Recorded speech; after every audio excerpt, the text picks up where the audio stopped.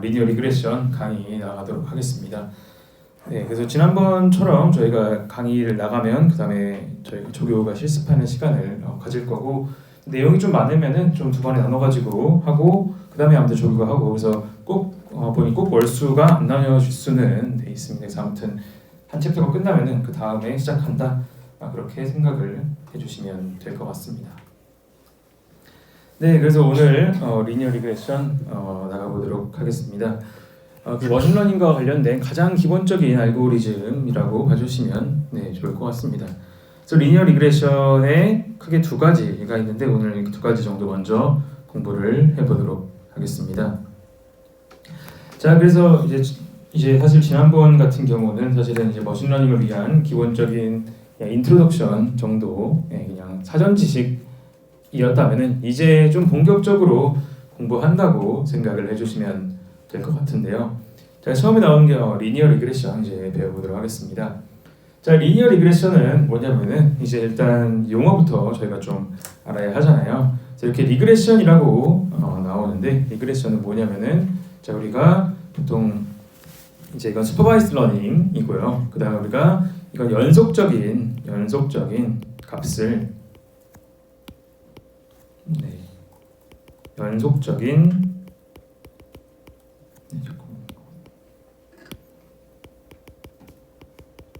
연속적인 값을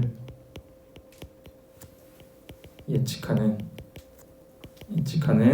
모델이다라고 봐주시면 될 것 같습니다. 자, 우리가 값을 예측하는 모델이 사실 기본적인 슈퍼바이스드 러닝을 하는 건데, 그 중에서 값이 우리가 지난번에 데이터의 종류 배웠잖아요. 우리가 이렇게 디스크리트한 경우도 있고 아니면 컨티뉴어스 경우도 있고 이렇게 말씀드렸는데, 컨티뉴어스 연속적인 형태의 값을 예측하는 모델이 리니어 리그레션이라고 봐주시면 되겠습니다. 그래서 그것을 보통 리그레션이라고 하고요. 연속적인 값을 예측을 하는데 그것을 선형의 리니어한 형태로 예측을 하는 걸 리니어 리그레션이라고 얘기를 합니다. 그래서 연속적인 값이라고 하면은 뭐 다양한 값이 있을 수 있겠죠. 예를 들어서 뭐 키라던가 몸무게라던가 아니면은 뭐 점수, 뭐 성적이라던가 뭐 주식이라던가 주식 뭐 프라이스라던가 등등 다양한 예시가 있을 수 있겠죠. 그래서 그런 것들을 예측하는 모델을 리니어 리그레션이라고 한다고 봐주시면 될 것 같습니다. 자, 그래서 기본적으로 여기서 하는 거는 우리는 리그레션 펑션 함수를 이렇게 예측을 하는 거예요. 그래서 우리가 x를 가지고 y를 예측하는 것을 기본적으로 목적을 한다고 봐주시면 될 것 같아요. x를 가지고 y를 예측하고 그 다음에 뭐 다른 여러 가지 인풋들을 가지고 예측하는 형태라고 봐주시면 좋을 것 같습니다. 그래서 이거는 사실은 이 컴퓨터가 없을 때부터 있었던 굉장히 지금 그러니까 100년도 넘은 굉장히 고전적인 형태의 모델입니다. 그래서 원래는 이거는 통계학자들이 많이 연구를 했었고 요즘에도 굉장히 많이 사용되는 가장 근본적인 그런 모델이라고 봐주시면 좋을 것 같습니다. 자, 그래서 우리가 일단 한번 보도록 할 건데, 자, 그 연속적인 값을 어떻게 예측을 하냐가 먼저 나오도록 하겠죠. 자, 그래서 우리가 기본적인 세팅을 어떻게 가져오냐면은, 우리가 x 값들이 있다고 했을 때 그것의 x 값에 각각 해당하는 개수인 베타를 곱해가지고 예측하는 형태, 이런 형태로 우리가 예측을 한다고 봐주시면 좋을 것 같습니다. 그래서 쉽게 예시를 좀 들어보자면은, 예를 들어서 사람을 보고 우리가 사람의 몸무게를 예측하는 문제가 있다고 해볼게요. 자, 그러면은 우리가 어떤 거를 구하고자 하냐면은, 자, 아까 우리 y가 expectation y와 x 이걸 구한다 했잖아요. 그러면 x가 뭐냐? 우리가 사람의 키를 보고 사람의 몸무게를 예측하는 이런 문제를 만든다고 하는 거죠. 자, 그러면 제가 이걸 하려면 어떻게 해야 되냐? 제가 예를 들어서 뭐 우리 반 여기 있는 사람들을 가지고 조사한 여러분들의 키랑 몸무게를 다 조사한 다음에 그 둘 간의 어떤 관계를 하겠죠. 그래서 보통은 몸무게는 뭐 키에서 뭐 키 나누기 2 뭐 더하기 몇이다 이런 형태로 이제 나올 거 아니에요. 그래서 보통 어떤 형태로 나오냐면 이런 식으로 나오는 거예요. 거죠. 보통 이런 거죠. 우리가 만드는 거는 몸무게는 예를 들어서 뭐 키 곱하기 뭐 0.8에다가 뭐 빼기 80 이렇게 이런 형태의 공식이 나온다고 할게요. 자, 그런 식으로 했을 때 우리가 구하고자 하는 것, 즉 우리는 키의 각각의 x의 어떤 가중치를 곱해야지 내가 원하는 값이 나오나, 이거를 우리가 보는 거죠. 자, 얘가 우리가 해당하는 이 베타가 되는 겁니다. 이 베타라고 하는 것은 각각의 x, 우리가 예측에 사용하는 변수에 붙는 어떤 개수라고 봐주시면 될 것 같아요.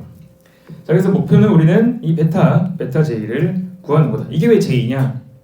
베타 j는 이게 j는 변수의 개수인 거죠. 우리가 몸무게를 예측할 때 키 하나만 가지고 예측한다 그러면은 그냥 하나만 쓰이는 거지만 뭐 키도 보고 나이도 보고 다양한 변수를 가지고 몸무게를 예측한다고 하면은 거기에 해당하는 값이 또 이렇게 들어가겠죠. 그러니까 j가 하나가 아니라 x가 몇 가지가 있을 수 있는 거죠. 자, 그래서 이런 형태로 우리가 좀 정량적인 형태의 값을 가지고 만드는 거고요. 그 다음에 할 때 우리가 그럼 x에 어떤 거를 또 넣을 수 있는가를 보자면은 우리가 예를 들어서 뭐 x 제곱, x 세제곱 이런 것들도 다 우리가 값을 변형해서 넣을 수가 있습니다. 이런 것도 가능하고요. 루트 씌울 수도 있고 아니면은 우리가 이 정성적인 카테고리컬한 밸류 같은 경우는 num이라고 해가지고 0일 형태로 바꿔가지고 넣을 수도 있고, 지난번에 저희가 전처리 때 배웠던 형태로 바꿔가지고 넣을 수도 있고, 뭐 값들 간의 곱 뭐 이런 것들도 어떤 것이든 해가지고 어떤 형태든 우리가 xj에다가 넣어가지고 모델에 예측을 하는 거죠. 그래서 이게 리니어 리그레션 이유가 여기서 나오는 거예요. 이걸 보면은 굉장히 선형적으로 키랑 몸무게의 관계를 예측을 하는 거잖아요. 그래서 이런 것들을 리니어 리그레션이라고 봐주시면 될 것 같아요. 그래서 지금 오늘 배울 거는 이제 이런 형태의 모델을 우리가 만들 건데, 이런 모델을 만들려면 당연히 우리는 데이터가 있어야 하고, 그 다음에 그 데이터를 가지고 가장 최적의 0.8, 뭐 마이너스 80 이런 값들을 어떻게 해야지 가장 잘 구할 수 있는 그러한 알고리즘에 대해서 이제 오늘 배워볼 거라고 봐주시면 될 것 같습니다. 자, 그래서 기본적인 세팅을 좀 보도록 할게요. 자, 그래서 우리 세팅은 기본적으로 우리는 학습 데이터, 트레이닝 데이터라고 하는 데이터가 있다고 가정을 합니다. 그래서 이거는 우리가 보통 모델을 만들 때 필요한 데이터라고 봐주시면 될 것 같아요. 그래서 우리가 보통은 이 머신러닝이라고 하면은 우리가 머신러닝 기본은 우리가 데이터를 가지고 모델을 만들어서 나중에 예측하는 데 쓴다라고 하는 개념인 거잖아요. 그럼 머신러닝이라고 하면은 기본적으로 데이터가 있다면 데이터를 몇 가지로 한 2가지 정도로 나눕니다. 기본적으로 데이터를 트레인 데이터와 테스트 데이터 이렇게 보통 2가지로 나누긴 합니다. 자, 이게 어떤 거냐면은, 자, 우리가 여러분들이 예를 들어서 뭐가 있을까요? 자, 예를 들어서 요즘 뭐 주식이 핫하니까, 자, 주식 예측 모델을 만든다고 쳐볼게요. 여러분들이 돈을 벌고 싶어서. 자, 주식 예측을 모델을 위해서 리니어 리그레션 통해서 내가 오늘 정보를 가지고 내일 주가를 예측할 수 있는 모델을 만들어야겠다라고 해서 만든다고 해보겠습니다. 자, 여러분들이 주식 예측 모델을 만드는 이유는 우리가 과거 데이터에 잘 되는 것을 만들긴 하지만, 기본적으로 우리가 내일부터 지금 돈을 벌고 싶어서 지금 3월 16일이니까 3월 17일 날 주가가 어떻게 될지를 알고 싶어서 예측을 하는 거잖아요. 그렇죠? 그래서 우리가 머신러닝을 하는 이유는 우리가 보지 못한 새로운 데이터에 대해서 잘 예측하기 위해서 만드는 거예요. 그렇죠? 그게 우리의 당연히 목적인 거잖아요.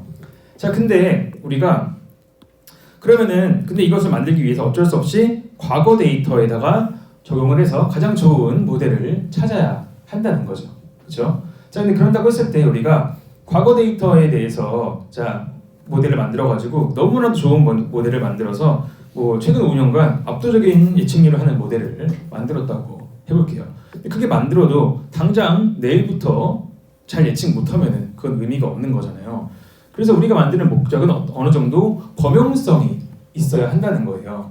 범용성이 있어야 하는데, 그럼 이 범용성을 어떻게 체크하냐가 문제인 거죠. 특히 주식 같은 경우는 그게 그런 문제가 굉장히 많이 발생합니다. 여러분들이 막 엄청난 비법을 통해서 미래를 예측할 수 있는 모델을 만들어도 그게 당장 내일 될지 내일 모레 적용이 될지 이러는 거는 모르는 거죠.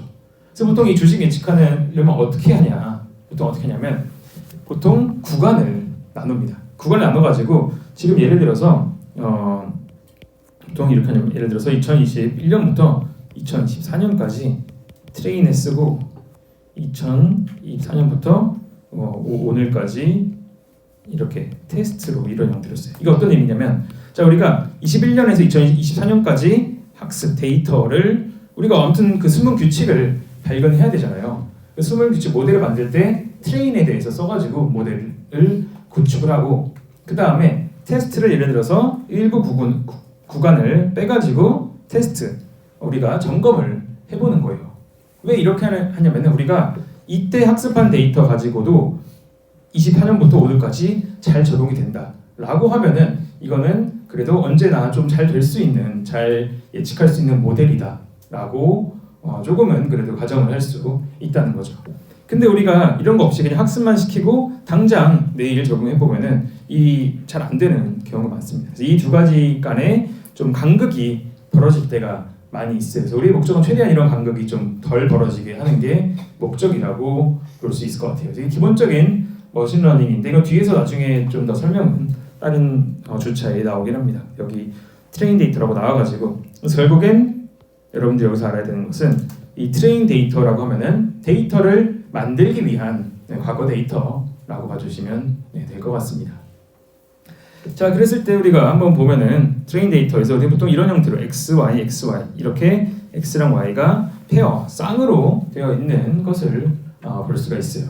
자 그럼 자세히 보면은 지금 x에 지금 이렇게 볼드가 쳐져 있죠. 약간 두꺼운 굵기가 되어 있죠. 그래서 이 말은 x가 단순 값 하나가 아니라 값 여러 개의 벡터의 형태로 되어 있다라고 하는 것을 의미합니다. 그래서 보통은 xi의 벡터인 것은 x 하나씩 값이 p개의 서로 다른 변수의 개수라고 봐주시면 될 것 같아요. 변수라고 나오고 뭐 디멘션이라고 하고 다양한 용어로 쓰이는데 그런 거의 개수가 지금 p개라고 봐주시면 될 것 같습니다. 자 그래서 예를 들어서 아까 예를 들어서 y가 우리가 몸무게를 예측하는데 x가 예를 들어서 키도 들어가고 나이도 들어가고 예를 들어서 뭐 성별도 들어가겠죠. 성별도 들어가고 뭐 다양한 정보가 있을 거 아니에요. 그러면은 얘네들 이가 하나가 얘네들이 지금 p개를 가정한다라고 지금 봐주시면 그렇게 노테이션으로 지금 적었다라고 봐주시면 될 것 같아요. 자 그래서 우리가 하고자 하는 것은 우리는 아래에 있는 수식처럼 하는 거죠. assume that yi 자 y는 지금 x가 뭐가 나왔을 때 거기에로 미래에서 나오는 y 여기를 예측하는 것이 우리의 목적이다라고 볼 수가 있는 거예요. 그래서 어떻게 하냐면 우리는 각각의 x 키에 예를 들어서 키에 가장 적합한 이런 개수 나이에 적합한 개수 성별에 적합한 개수 이 개수 베타들을 구해가지고 걔네들을 새로운 데이터에 막 적용해서 예측을 하면 되는 그러한 문제라고 봐주시면 좋을 것 같습니다. 그래서 우리는 자 이렇게 각각에 있는 이 개수를 구하는 것이 가장 지금으로서 최고의 목적이라고 볼 수가 있는데 자 그랬을 때 제가 아래에 좀 더 보도록 할게요. 자 근데 보통 이렇게 했을 때 이제 약간 통계적인 내용이 조금 들어가는데 자 이렇게 나오는데 이거를 완벽하게 예측을 할 수는 사실 없죠. 왜냐하면은 모델이 있더라도 뭐 우리가 키, 나이, 성별만으로 모든 걸 예측할 수는 없잖아요. 뭐 개인의 뭐 특징도 있고 개인별로 조금씩은 다르잖아요. 자 근데 여기서 보통은 보통 원래 이 리니어 리그레션이 통계에서 나온 거거든요. 통계학자들이 먼저 개발을 한 거예요. 통계에서 나올 때 사람들이 어떤 가정을 했냐면은 우리가 이렇게 예측을 한다고 했을 때 자 y를 이 베타 제로는 그냥 y 절편인데 y 절편 값에다가 이런 값들을 곱해가지고 더하더라도 일정 부분의 오차는 나올 수밖에 없다고 하는 거죠. 근데 이 오차에 대해서 가정을 합니다. 이 오차가 지금 이거거든요. 지금 입실론인데 오차인데 이 오차에 대해서 가정을 합니다. 가정이 뭐냐면은 얘가 우리가 사람마다 좀 다르겠지만 전체적인 오차의 평균은 0이고 이거에 대한 베리언스는 뭐 시그마라고 하는 특정 값의 가우시안 분포에서 이 오차가 나왔다고 가정을 합니다. 이렇게 하는 이유는 이렇게 해야지만 우리가 좀 나중에 수식 전기라던가 여러 가지 이론들이나 이런 것들을 좀 만들기 좋아서 나오는 거예요. 당연히 에러의 이 평균은 0이 되는 게 맞겠죠. 이게 평균이 아니라 1이라면은 그냥 1을 그냥 더해주면 되는 거잖아요. 그렇죠? 그래가지고 평균적으로 다 잘 예측하지만 개인에 따라서 조금은 차이가 있을 수 있다라고 이런 부분들을 봐주시면 좋을 것 같습니다. 자, 그래서 나오는 게 바로 다음 장이 나오는데요. 그러면 우리가 이제 어떤 모델을 가지고 예측을 해야 되는지까지는 이제 좀 나왔다고 볼 수가 있을 것 같아요. 자, 근데 여기서 그러면 이제 나와야 되는 게 우리가 어떻게 베타를 가장 좋은 베타를 어떻게 구하는가? 사람의 몸무게를 예측하려면 키랑 나이 성별을 뭐 몇 대 몇의 비율로 조합을 해 가지고 만들어야 하는가라고 하는 문제가 생기겠죠. 어떻게 어떤 베타를 구할까에 대한 문제가 아직 남아 있다고 보는 거죠. 자, 그래서 여기서 나오는 게 목적 함수라고 하는 게 나옵니다. 목적 함수라고 하는 개념이 나오는데요. 여러분들이 뒤에서 어떤 알고리즘, 어떤 머신러닝 방법을 배워도 이 목적 함수라고 하는 게 나오거든요. 이 목적 함수는 뭐냐면은 말 그대로 목적이 뭐냐, 너가 이 모델을 만드는 목표가 뭐냐라고 하는 거예요. 그 말은 어떤 값을 기준으로 최적의 베타를 찾을 것인가랑 동일하다고 볼 수가 있습니다. 그래서 예를 들어서 목적 함수가 여기서 목적 함수는 뭐예요? 몸무게를 잘 예측하자라고 하는 게 여기에서의 목적인 거죠. 주식 데이터는 주식값을 잘 예측하자라고 하는 게 목적인 거잖아요. 그러면은 이 목적 함수를 근데 잘하자라고 하는 거는 너무 말이 추상적이니까 우리는 이제 이런 것들을 수학적으로 수식으로 표기해가지고 좀 더 엄밀하게 좀 수학적인 최적화가 나올 수 있게 해야 한다고 볼 수가 있는 거죠. 자, 그래서 어떻게 하는 거냐면은 우리가 파퓰레이션 어디서 가장 대표적인 목적 함수는 리그레션에서 리스트 스퀘어라고 하는 방법이다라고 보는 거예요. 리스트는 가장 최소라고 하는 의미고요. 스퀘어는 보통 우리가 제곱을 스퀘어라고 합니다. 그래서 영어에서 여러분들이 스퀘어라고 보면은 이제는 제곱을 본다고 될 것 같아요. 왜냐하면은 이 스퀘어라고 하는 게 이렇게 네모나잖아요. 이 네모의 넓이가 이게 두 개 곱하는 거잖아요. 여기가 x면은 여기 x면 x 제곱이 거잖아요. 그래서 보통 제곱을 스퀘어라고 하거든요. 그래서 제곱, 그래서 최소 제곱법 뭐 이런 형태로 얘기를 합니다. 자, 그래서 목적은 뭐냐? 자, 우리는 지금 가장 최적의 가장 지금 몸무게를 잘 예측할 수 있는 베타를 그 조합법을 구하고 싶은데 그 베타는 어떤 베타냐고 하면은 아래에 있는 수식을 최소화하는 베타를 구해야 한다는 거죠. 그래서 이 수식을 RSS라고 하고 뭐 SSE라고도 하고 다양하게 있는데 이거를 최소화하는 베타를 구해야 한다라고 하는 거예요. 이게 목적 함수. 목적 함수 이런 거예요. 어떤 목적, 어떤 거를 지금 내가 달성할 것인가를 보는 거죠. 그래서 아래 수식을 조금 더 자세히 보도록 하겠습니다. 수식을 좀 더 보자면은 자, 우리의 목적은 뭐냐? 잘 예측하는 거잖아요. 즉 우리는 y랑 fx 간의 차이가 줄어야 되는 거죠. 이 f라고 하는 것은 그냥 우리가 구하고자 하는 모델이에요. 보통 모델을 f로 많이 표기를 합니다. 자, 우리의 모델에 x가 들어갔을 때 해당하는 y 간의 차이가 가장 적어야 한다라고 보는 거죠. 그것이 여기 보면 시그마가 있어가지고 모든 사람들에 대해서 이 가장 적어야 한다라고 보는 겁니다. 너무 당연하죠. 예를 들어서 자, 우리가 키와 몸무게 간의 뭔가를 구하기 위해서 데이터를 수집했어요. 그래서 키도 있고 몸무게도 있어요. 예를 들어서 뭐 170인 사람이 뭐 50kg 사람이 있고 180인 사람이 뭐 60kg 사람이 있고 160인 사람이 예를 들어서 뭐 40kg인 뭐 이런 예시가 데이터가 있다고 해볼게요. 자, 이런 데이터가 있다고 봤을 때 자, 우리의 목적은 뭐예요?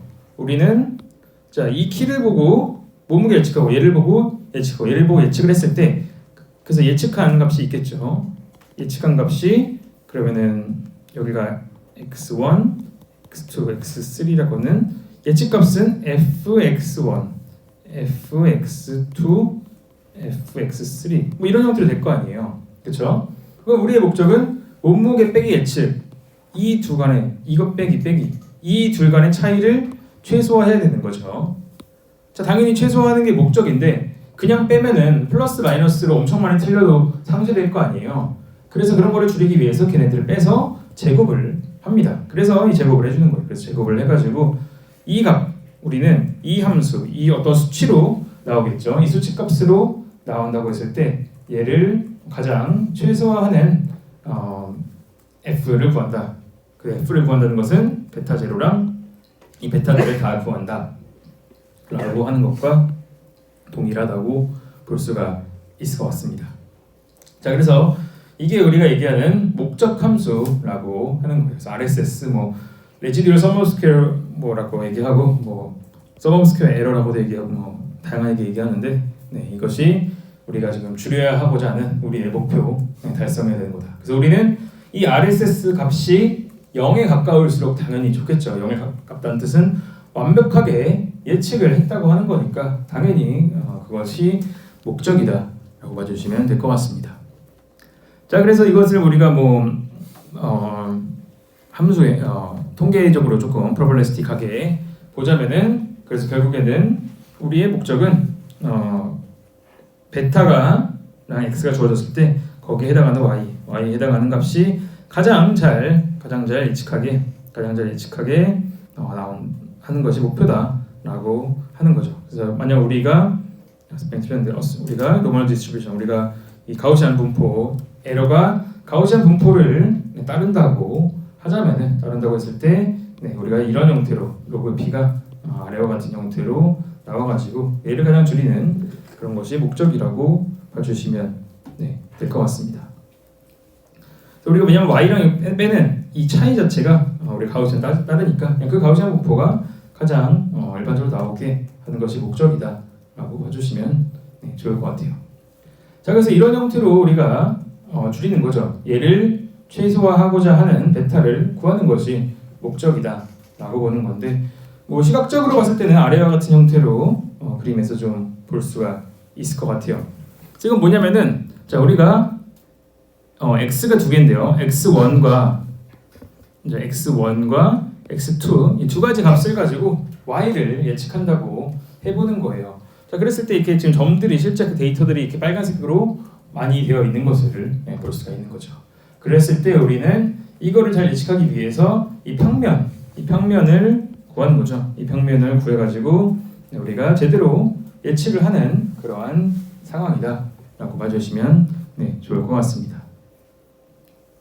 자, 이거는 2차원이고 1차원에 조금 더 쉽게 제가 그림을 그려드리도록 할게요. 한 번만 더 복습하자면은 자, 그래서 이렇게 x랑 y가 이렇게 x가 우리 키였고 항상 똑같은 예시를 드는데 키랑 몸무게가 이렇게 있다고 쳐보면은 자, 지금 데이터가 이렇게 있다고 할게요. 데이터가 비례하겠죠. 키랑 몸무게는 어느 정도. 자, 이렇게 한다고 했을 때 우리가 예측해야 되는 것은 자, 키랑 몸무게를 가장 잘 해석할 수 있는 이런 형태의 함수를 구하는 것이 목적이라고 보는 거죠. 여러분들이 봤을 때 이 파란색과 예를 들어서 이 초록색으로 예측한다고 했을 때 누가 봐도 파란색이 초록색보다 예측을 잘했잖아요. 그렇죠? 그래서 우리는 파란색과 같은 선을 구하는 것이 목적인데 그렇다고 했을 때 그 왜 우리는 파란색이 좋다고 느끼냐? 걔는 우리가 실제 값과 예측 값 간의 차이가 적기 때문인 거죠. 그래서 실제 값과 예측 값 간의 차이는 이게 실제 값과 예측 값 간의 차이죠. 이만큼 여기 거의 맞췄고요. 이만큼이 실제랑 예측 값 간의 차이인 거죠. 그래서 y 그래서 보면은 얘가 지금 yi죠. 여기가 yi고 죄송합니다. 아까 아랫게 yi네요. 네, 이게 yi고요. 여기가 fxi죠. 그래서 이 둘 간의 차이. 그래서 yi 빼기 fxi 간의 차이를 빼야 된다. 그래서 i는 1부터 뭐 n까지. 자, 그래서 얘를 최소화하는 네, 이 값을 네, 최소화하는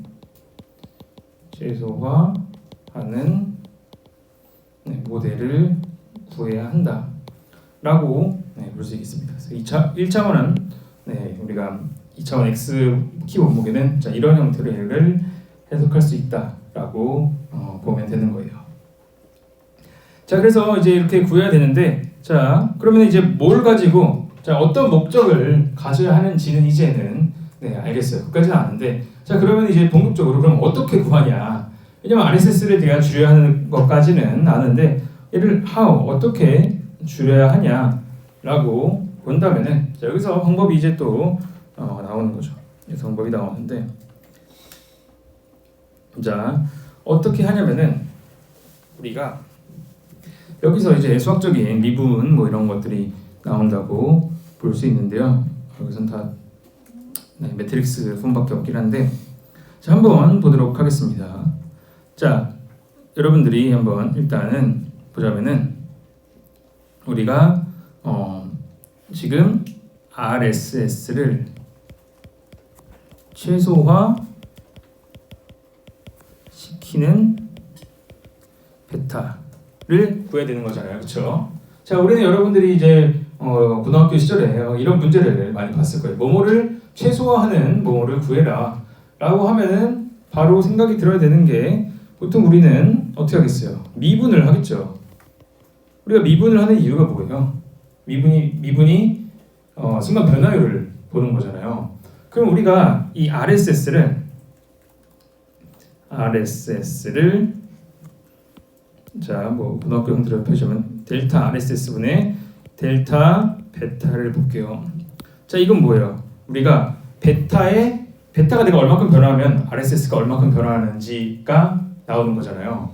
그렇죠? 자, 그래서 이걸 구해서 얘가 0이 되는 지점을 찾다 보면은 우리가 베타 이거에 대해서 최소화된 값을 찾는 것을 볼 수가 있겠죠. 네, 그래서 미분을 가지고 똑같이 얘를 그냥 구하면 됩니다. 자, 그래서 보면은 we don't x by the n 플러스 매트릭스 x가 이렇게 있다고 했을 때 기본적으로 RSS는 아래와 같은 수식으로 나타난다고 볼 수가 있을 것 같아요. y 빼기 x 베타, 그러니까 x 베타 곱하는 거죠.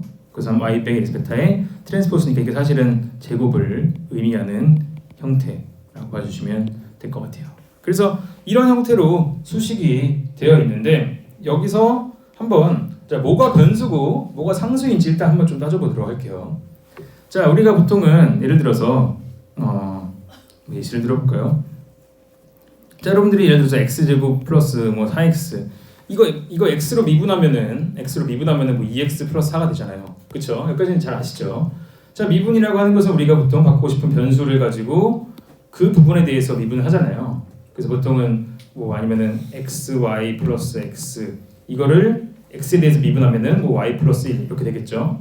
그래서 그때는 얘는 상수로 취급을 하거나 이런 형태로 하죠. 그래서 우리가 관심 있는 변수에 대해서 미분을 해야 되는 건데, 자, 아래 한번 수식을 볼게요. 사실 여기는 변수도 아닌데, 자, 여기서 우리가 이 수식에서 지금 여기 수식에서 우리가 지금 줄이고자 하는 것은 베타잖아요.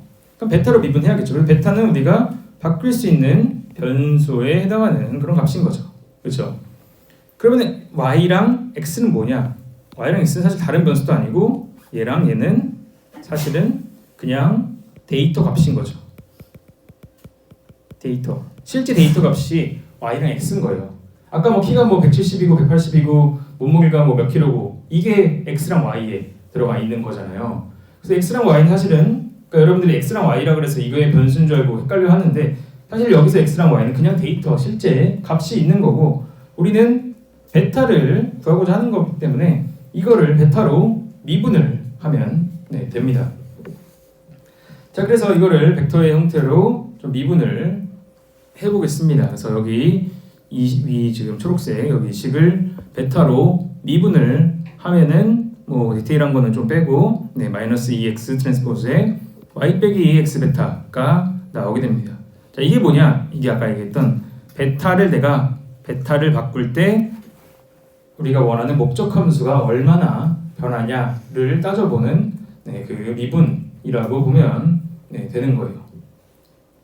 자, 그래서 우리는 어떻게 해야 되냐? 여기서 이거 보면은 너무 쉬운 게 지금 이거 어떻게 생겼어요? 지금 x에 대한 2차식으로밖에 안 생겼잖아요. 이건 x에 대한 2차 식인 거예요. 2차 방정식이니까 2차 방정식은 어떻게 생겼어요? 여기는 2차 방정식인 거죠. 2차 방정식이기 때문에 2차 방정식은 이런 형태로 생겼기 때문에 미분에서 0 되는 지점을 찾으면은 무조건 그 부분에서 최소값이 네, 나오게 되는 거죠. 여기 지금 왜냐면 y 지금 숫자고 x 숫자고 x가 두 개 있잖아요. x가 x 트랜스포즈 x 그러니까 x 제곱이 되니까 제곱 x 제곱 뭐 빼기 어쩌고저쩌고 이런 형태로 나오게 되는 거죠. 자, 그래서 이런 형태로 미분이 돼서 2차 방정식이니까 얘가 0이 되는 지점을 찾으면 된다라고 봐주면 될 것 같아요.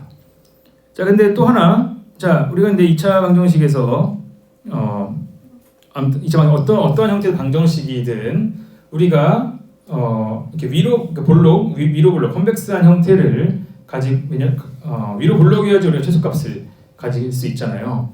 그래서 그런 것들을 또 증명하기 위해서 얘를 두 번 또 미분하기도 합니다. 그래서 여러분들이 뭐 이것도 고등학교 때 배웠을 거예요. 두 번 미분해서 뭐 양수면은 뭐 이렇게 컨벡스 볼록 함수가 돼가지고 뭐 최소값이 있고 뭐 이런 거 배우셨잖아요.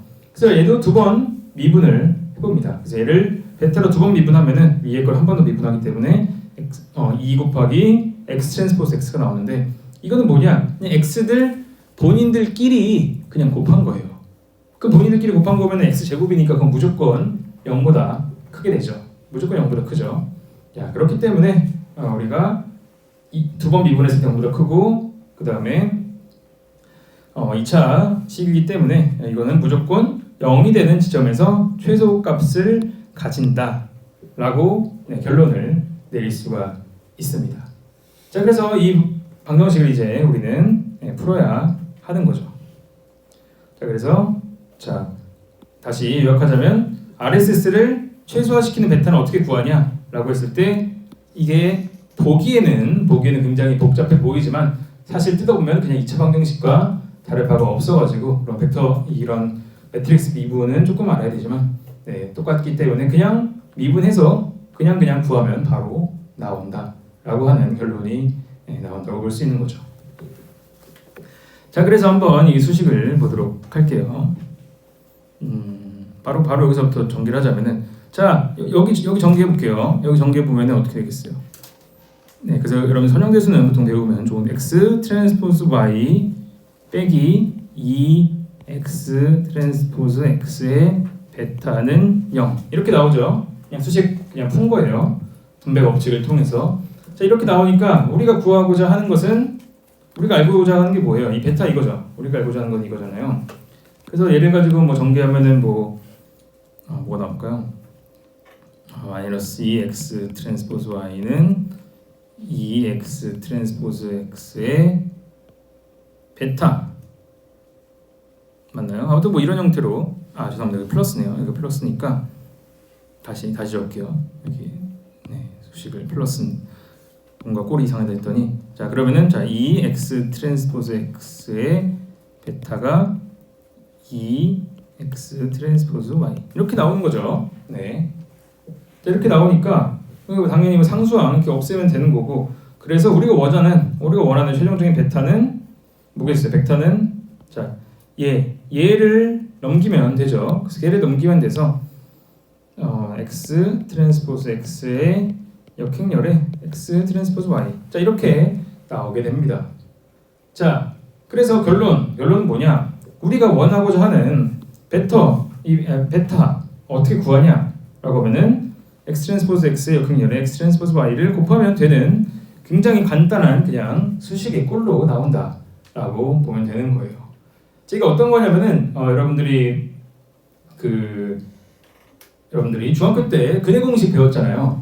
기억나시나요? 자, 근해 공식도 뭐 공식 있잖아요. 뭐 a 분의 뭐 하면 딱 나오잖아요. 이거 똑같은 거예요. 그냥 어떤 데이터가 있을 때 우리가 걔에 대한 최적해를 구하고자 한다라고 하면은 자, 이 형태의 꼴을 가지고 숫자 대입만 하면은 그 원하는 베타 값이 나오는 거라고 볼 수가 있겠습니다. 그래서 보통 이걸 뭐라고 하면 closed form이라고 하거든요. closed form이라고 하는데 그냥 최적해가 있다. closed form이라고 하는데 그래서 이거는 보통 일반적인 모델이 이렇게 되지 않아요. 그런데 리니어 리그레션에서만큼은 미분이 너무나도 깔끔하게 떨어져가지고 이 형태만 구하면 된다고 봐주시면 될 것 같습니다. 자, 그래서 여러분들이 원하는 데이터만 갖다 주면은 베타는 이렇게 쉽게 구할 수 있는 그런 상황이 나온다고 볼 수가 있을 것 같아요. 그래서 바로 뒤에 나오는 게 쭉 해서 x가 assuming that x가 뭐 플랭크고 뭐 이렇게 나오는데요. 그래서 이 수식이 이렇게 나오게 되죠. 하나가 또 있어야 되는 게 여기를 하기 위해서 한 가지 또 전개가 하나는 더 필요합니다. 이게 뭐냐면은 자, 아까 어떻게 했냐면은 x 트랜스포즈 y는 x 트랜스포즈 x의 베타였잖아요. 자, 근데 우리가 사실 이게 그냥 뭐랄까요? 그냥 일반적인 형태의 곱하기였다면은 대충 이거 벡터 이 매트릭스 가지고 하는 거잖아요. 그래서 x 트랜스포즈 x의 역행렬이 당연히 존재는 해야 됩니다. 근데 보통 존재를 합니다. 보통 존재를 하기 때문에 역행렬을 존재해서 넘겨버리면 되는 거죠. 그래서 여기서 assume이 들어가는 거예요. 그래서 얘가 기본적으로 이 컬럼 플랭크라고 하면은 설명됐을 때 아마 배웠을 것 같은데 플랭크라고 하면은 우리가 뭐라고 설명해죠? 그 매트릭스에 해당하는 행이나 열 중에 열이 서로 다 독립이라고 하는 뜻이거든요. 행이나 열이 다 독립이라고 했을 때 독립이면 당연히 역행열이 존재하고 그 다음에 x 트랜스포즈 s가 positive definite하다라고 하는 것은 우리가 쉽게 얘가 0보다 크다라고 하는 의미로 봐주면 됩니다. 그래서 x 트랜스포즈 x가 0보다 큰가? 당연히 x 트랜스포즈 x는 x 제곱이니까 보통 크죠. 근데 포지티브 데피니시니까 그거보다 커야 된다는 건데 이건 당연히 0이 아닌 이상 무조건 크잖아요. 모든 데이터가 0일 리는 없으니까. 그래서 이것만 만족하면은 우리가 첫 번째 미분이 0으로 되게 해가지고 구하면은 원하는 베타를 구할 수 있다라고 봐주시면 될 것 같습니다. 자, 근데 여기서 이제 베타 햇으로 표현을 해요. 여기서 노테이션을 조금 알면 좋은데 이 베타 햇이라고 하는 이 꺽쇠 이걸 햇이라고 그러거든요. 그냥 모자 같다고 해가지고 이 햇은 보통 예측값이나 추정한 값이나 그런 거에 쓰는 이 약간 수학이나 통계학자들의 그냥 약속 같은 거예요. 그래서 보통 햇이 있으면은 예측된 값이라고 보면 될 것 같아요. 그래서 x 햇이 그래서 베타 햇. 그래서 베타라고 하는 것은 변수잖아요. 그 베타 중에서 가장 좋은 베타가 베타 예측값이 이거다라고 봅니다. 이렇게 표기하고 보통 베타 이렇게 스타로 하거든요. 스타도 보통 최적화된 것도 이렇게 스타로 보통 많이 표현하는 약간 약속들이 있다고도 볼 수 있겠습니다. 자, 그래서 우리가 얘를 구했어요. 얘를 구해가지고 이제 어떤 사람이든 내가 몸무게를 예측하는 모델을 만들었다고 할게요. 자, 그런데 우리가 원하는 거는 우리는 트레인 데이터에 쓰는 것이 아니라 새로운 데이터가 왔을 때 거기에 대해서 예측을 해야 되죠. 그 새로운 데이터 XT가 들어온다면 거기에 베타를 곱해가지고 예측을 하면 되는 그러한 상황이라고 보면 될 것 같습니다. 그리고 1 이거는 그냥 이 개수를 더해주기 위해서 그냥 뭐라고 해야 되죠? 우리가 아까 y절편 있다고 했잖아요. y절편이 있는데 이 y절편에 곱해주기 위해서 그냥 수학적으로 그냥 1이라고 하는 컬럼 하나 곱해줘야지 수식이 조금 더 깔끔하게 떨어져서 나온 건데 아무튼 이런 형태로 핵심적인 거는 있는 이 수식을 잘 구하면은 결과가 나오는 굉장히 만능 수식이 리니어 리그레션에서는 존재한다라고 볼 수 있겠습니다. 그래서 리니어 리그레션이 가장 처음 배우고 쉬운 이유가 이런 것 때문이에요. 그냥 바로 그냥 미분하면 깔끔하게 다 떨어지고 이런 것들이 나오기 때문에 여러분들도 조금만 계산한다면은 이런 것들 다 데이터가 있을 때 손으로도 할 수가 있습니다. 왜냐하면 이 리니어 리그레션은 컴퓨터가 없던 과거 시절부터 정말로 많이 쓰였던 방법이니까 그렇게 볼 수 있을 것 같아요. 그래서 원래 이게 뭐 왜 말이 리그레션이냐라고 하는 것도 이 어원이 있는데 뭐 제가 알기로 이게 아무튼 어떤 사람이 아무튼 그런 예측하기 위해서 썼어요. 뭐 키를 예측하거나 뭐 그런 거였어요. 부모의 키로 자식의 키를 예측하나 그러니까 그런 문제를 가지고 데이터를 처음 했던 거로 알고 있어요. 근데 그랬을 때 그냥 보통 이 값들이 평균에 조금 더 값들이 평균에 좀 돌아오는 그런 경향이 있다라는 것을 처음 발견해가지고 리그레션이라고 얘기를 했어요. 이게 뭐냐면은 자 부모의 키가 있으면은 자식의 키가 있으면 당연히 그걸 예측하는 모델이 어떤 사람이 만든 거예요. 처음에 리그레션 만든 사람이 뭐 본인의 자식의 키가 클지 이런 것들이 뭐 궁금해질 수도 있고 그래서 주위 동네를 살펴봐가지고 데이터를 수집합니다. 너희 부모 키는 몇이냐 그 부모 키 조사하고 자식 키도 조사해서 어떤 관계가 있는지를 막 본 거예요. 근데 이 사람이 그때 봤을 때는 어떤 경향이 있었냐면 자 부모가 크면 당연히 자식도 크겠죠. 뭐 보통 일반적으로 자 그런 거 경향성은 보였는데 근데 부모가 예를 들어서 엄청 크다 싶게 부모가 아버지가 예를 들어서 예를 들어서 200cm고 어머니가 190 이렇게 해볼게요. 그럼 둘 다 엄청 크잖아요. 근데 엄청나게 큰 사람들 사이에서 나온 자식이 아버지보다는 평균에 조금 더 아버지나 어머니보다 평균에 조금 더 가까운 그러니까 무한히 늘어날 수는 없는 거잖아요. 그래서 평균에 조금 가까운 그런 경향성이 조금 있었다고 합니다. 그래가지고 이게 돌아온다는 게 회귀 연어가 돌아온다 이렇게 하잖아요. 그래서 회귀가 영어로 리그레션이기 때문에 그래서 처음에 이 리그레션이라고 하는 용어가 이렇게 연속적인 값을 예측하는 데 나왔고 그 이후로는 사실은 특별히 상관없는데도 그냥 연속적인 값을 예측하는 거엔 다 리그레션 이렇게 얘기를 한다고 볼 수 있겠습니다.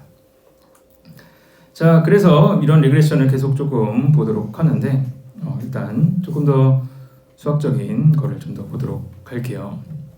자 그래서 이 리그레션은 어떠한 또 의미를 가지고 있나를 한번 좀 더 보도록 하겠습니다. 자 이거는 뭐냐면은 우리가 이 그림으로 표기한 건데요. 자 우리가 x랑 이 x를 가지고 y축 y를 예측하는 y축은 이런 식으로 일단 이렇게 생겼겠죠. x12 가지고 y를 예측하는 이런 문제를 푼다고 생각을 해볼게요. 자, 이건 기하학적인 의미를 얘기하는 건데 자 그래서 우리가 이 y값 얘를 예측하는 그런 것을 구한다고 생각을 하는 거예요. 자 근데 우리가 할 수 있는 거는 자 x랑 x 간의 조합을 가지고 예측을 하는 거잖아요. 기본적인 이 y절편 모두에게 적용되는 y절편이 없다고 가정을 했을 때 자 그랬을 때 우리가 x1, x2를 가지고 y를 예측을 한다고 가장 y랑 가까워진다고 생각을 해볼게요. 자 그랬을 때 우리가 예를 들어서 자, y가 몸무게고요. x가 예를 들어서 키고 이것도 연속적인 값이니까 예를 들어서 나이라고 할게요. 자 우리가 키랑 나이를 어떻게 잘 조합해가지고 몸무게를 지금 예측해야 되는 상황인 거죠. 근데 우리가 키랑 나이 간의 이 두 개만을 가지고 조합을 하기 때문에 결국에 이 평면으로 갔을 때 이 x1과 x2에 있는 이 평면, 이 지금 노란색으로 생긴 이 평면 안에서 이 평면에서밖에 움직일 수가 없는 거예요. 왜냐하면 새로운 변수가 없기 때문에 이것을 넘어갈 수 있는 변수가 없는 거죠. 자 그럼 어떻게 해요? 우리가 지금 예를 들어서 이런 느낌이죠. 예를 들어서 해가 여기 있는데 이 해랑 가장 가까워지고 싶어요. 내가 예를 들어서 얘랑 가장 가까워지고 싶다면은 우리는 이 원래의 y에서 내가 지금 움직일 수 있는 평면의 수직인 것을 내려가지고 이 수직에서 가장 가까운 이 값이 y 해시 된다라고 또 해석을 할 수가 있는 거예요. 왜냐하면 우리는 지금 여기서밖에 못 움직이는 존재예요. 여기서밖에 못 움직이는데 여기 공중에 떠 있는 얘랑 가장 가까워지고 싶어요. 그러면은 어떻게든 여기보다는 여기 최대한 가까이 갈수록 좋을 거 아니에요. 그래서 최대한 가까이 가서 여기에 해당하는 가장 가까운 위치를 찾는 것이랑 동일하다고, 문제가 같다고 볼 수 있다라고 또 해석을 할 수가 있습니다. 조금 더 어려운 얘기로 얘기하자면 우리가 x1, x2 이 두 간의 벡터 간에 스팬한다고 나오는데, 이 스팬이라고 하는 거기에서만 해당할 수 있는 공간인데, 거기서 우리 y에 대해서 최대한 가까워져야 되는 거니까 거기는 구하는 거고, 그래서 구하는 지점은 y 빼기 y, 이거에 해당하는 벡터가 x1, x2의 수직인 부분을 찾으면 바로 되는 문제라고 해석을 또 할 수가 있겠습니다. 그래서 이게 왜 나오냐면은, 사실은 이게 어떻게 보면은 이 y에 해당하는 것을 x1, x2로 이루어진 공간에 평행으로 이렇게 정사형을 해가지고 뿌리는 것과 같다고도 해석을 할 수가 있거든요. 수식이 똑같이 생겨가지고 혹시 나중에 여러분들 관심 있으면 이런 것도 있다 정도만 좀 봐주시면 될 것 같습니다. 그래서 우리가 결국에는 정사형 프로젝션 하는 것과 똑같다. 그래서 프로젝션 매트릭스라고 하는 게 있는데, 프로젝션 매트릭스 이렇게 생겼거든요. 보면은 굉장히 똑같이 생겼잖아요. 우리가 원래 건 x 트랜스포즈 x에 뭐 이렇게 생겼는데, 원래 가지고 있던 이 트랜스포즈 매트릭스를 가지고 그것을 y에 있는 이쪽 부분에다가 프로젝션 하는 것과 동일하게 나오게 된다라고 하는 좀 해석이 있다고 볼 수 있겠습니다. 자, 그래서 이렇게 해서 우리가 해석을 해가지고 리니어 리그레션 간단히 살펴봤고요. 자, 그럼 이제 여러분들이 이제는 구할 수가 있죠. 데이터만 있으면 x 트랜스포즈 x의 역행렬에 곱해가지고 뭐 더하고 빼고 막 하면은 이제는 베타를 구해서 모델을 다 구할 수가 있는 거예요. 자, 근데 그게 구했다고 이제 다가 아닙니다. 구했다고 했을 때 우리는 뭘 해야 되냐면은 이 모델이 얼마나 잘 예측하냐, 예측을 잘하는지 못하는지 이런 것들을 평가를 한번 해봐야겠죠. 여러분들이 예를 들어서 뭐가 있어요? 예를 들어서 아까처럼 주식을 예측하는 모델을 했는데 이 주식 모델이 잘 되는지 못하는지는 알아야 내가 돈을 넣거나 말거나 할 거 아니에요. 자, 그래가지고 이거를 이제 평가를 어떻게 할지에 대해서 사람들이 또 이제 고민을 많이 또 했습니다. 이 평가를 할 때 어떻게 평가를 하냐면은, 기본적으로 어떻게 하냐면, 자, 우리의 목적 함수가 뭐였어요? 목적 함수가 이거였죠. 서메이션 i에서 yi 빼기 fxi의 제곱. 자, 이게 우리의 목적이었잖아요. 이게 우리의 목적이었는데, 근데 이거가 당연히 적으면 적을수록 좋긴 하죠. 이 적으면 무조건 좋긴 한데, 근데 문제가 뭐냐면은 이런 형태로 나타내면은 좀 값에 대해서 굉장히 많이 좀 디펜던트한 게 나옵니다. 예를 들어 어떤 거냐면은, 자, 우리가 여러분들이 예를 들어서 몸무게를 예측한다고 칠게요. 몸무게를 예측한다고 쳤을 때는 이 y랑 x 이 값이, 몸무게가 보통 우리가 뭐 인간의 몸무게가 뭐 대충 뭐 0에서 100 사이잖아요. 자, 거기서 움직일 거예요. 뭐 주식 같은 경우는 뭐 삼성전자는 뭐 10몇만 원대고 뭐 다르잖아요. 스케일이. 이 스케일에 따라서 목적 함수가 어마어마하게 커지거나 작거나 이렇게 나오는 거예요. 그래서 이거를 그냥 눈으로 봤을 때 얘가 지금 잘하는 건지 못하는 건지 확인하기가 좀 어렵다라고 보는 거죠. 특히 뭐 다 서메이션 다 더해가지고 보여주기도 하는 거고요. 예를 들어서 여러분 제가 뭐 삼성전자 예측 모델을 만들었는데 뭐 SSD가 뭐 19만 8천 뭐 몇십만이다라고 하면은 이게 좋은지 나쁜지 알기가 힘들어가지고, 그래서 사람들이 생각을 했던 게, 자, 우리가 이 에러라고 하는 것을 조금 분석해가지고 나눠보자라고 생각을 한 거예요. 자, 어떤 의미냐면은, 자, 우리가 예측을 한다고 했을 때 예측이 쉬운 것도 있고 어려운 것도 있겠죠. 어떤 게 어렵겠어요? 분산이 크거나 엄청 움직임이 많은 애들은 예측하기가 당연히 더 어렵겠죠. 그렇죠? 반면에 평균에 비해서 거의 안 움직이는 분산이 작은 그런 애들을 좀 더 예측하기 쉽겠죠. 그래서 그런 거에 비례해가지고 얼마나 잘 예측을 하냐, 이거를 봐야 한다고 보는 거예요. 자, 그래서 이 사람이 어떤 거를 제시를 했냐면은, 자, 우리가 분산이라고 하는 것을 좀 분석한 거예요. 왼쪽에 있는 게 사실은 지금 분산과 n분의 1이 없어 그런데 분산과 거의 동일하게 지금 생겼죠. 왜냐하면 y가 내가 지금 몸무게를 예측하고 싶다면 이 몸무게가 평균적인 몸무게 간의 차이를 제곱해서 더한 거잖아요. 그러니까 몸무게의 분산이라고 보는 거죠. 자, 이 몸무게의 분산을 가지고 우리가 좀 뜯어보니까 오른쪽에 있는 두 개의 서로 다른 값으로 나눠진다라고 보는 거예요. 자, 그래서 이거 어떻게 하냐면 우리가 이거는 전개는 어떻게 하냐면 yi 빼기 y바 전개는 뭐 쉬운데 지금 이거잖아요 원래 왼쪽 식이. 근데 이거를 가지고 그냥 뺀 거예요. yi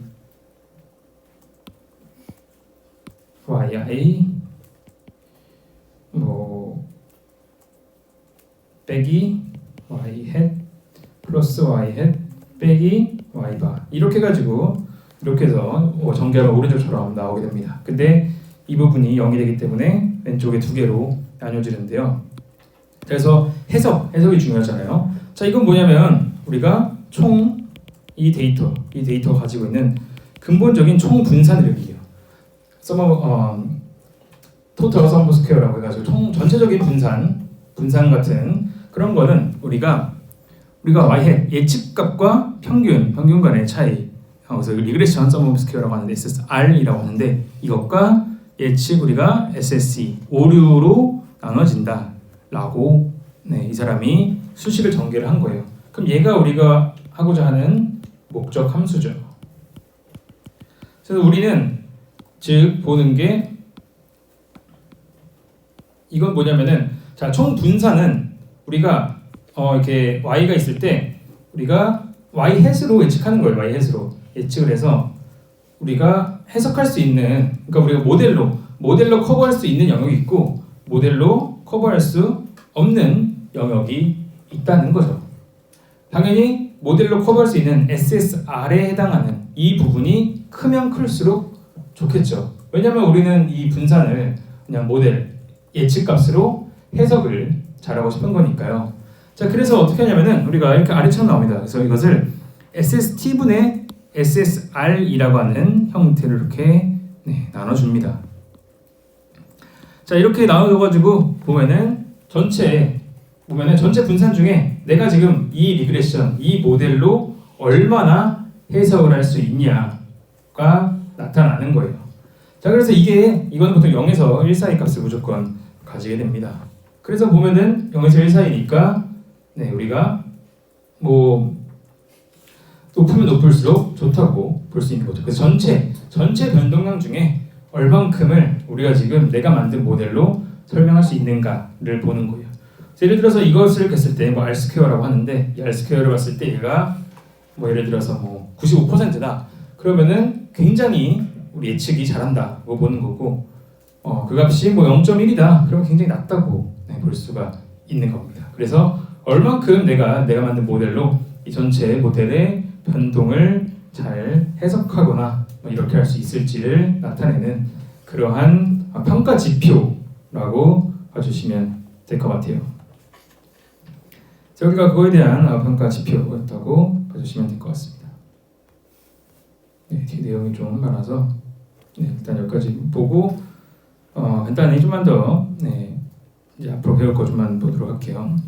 자, 그래서 이런 형태의 평가 지표가 해서 만들었는데 그래서 여기까지가 사실은 어떤 내용이었냐면은 여기까지 이제 리니어 리그레션을 어떻게 보면 약간 컴퓨터나 이런 형태로 정말 예측을 잘하기 위한 그런 모델이었다고 볼 수가 있을 것 같아요. 근데 리니어 리그레션은 크게 사실은 사용법이 두 가지가 있어요. 크게 두 가지가 있는데 이 리니어 리그레션은 정말 예측하는 머신러닝 하는 사람도 쓰고 통계나 이런 사람도 많이 쓰거든요. 어떻게 쓰이냐면은 첫 번째로 당연히 그냥 예측을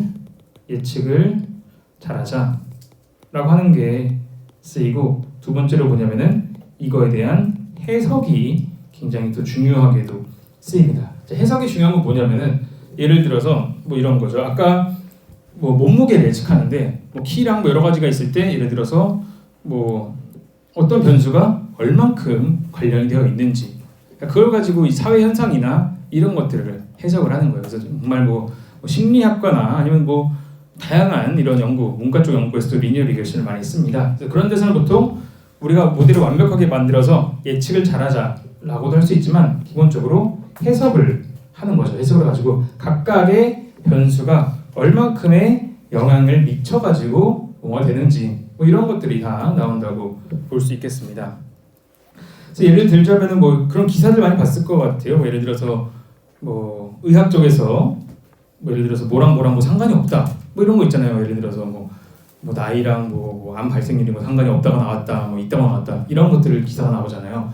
그런 것들을 어떻게 한 거냐? 우리가 모델을 막 만든 다음에 각각의 변수 리니어 리그레션을 하고, 그러니까 암 발생률이랑 리니어 리그레션 이런 걸 한 다음에 각각의 변수가 얼마나 기여를 하는지, 기여를 잘하면 뭐 당연히 관련이 있는 거고 기여도가 없다면은 걔는 관련이 없다 이런 형태로 해석을 할 수가 있는 거죠. 그래서 그런 것들을 하는데 좀 나온다고 봐주시면 될 것 같습니다.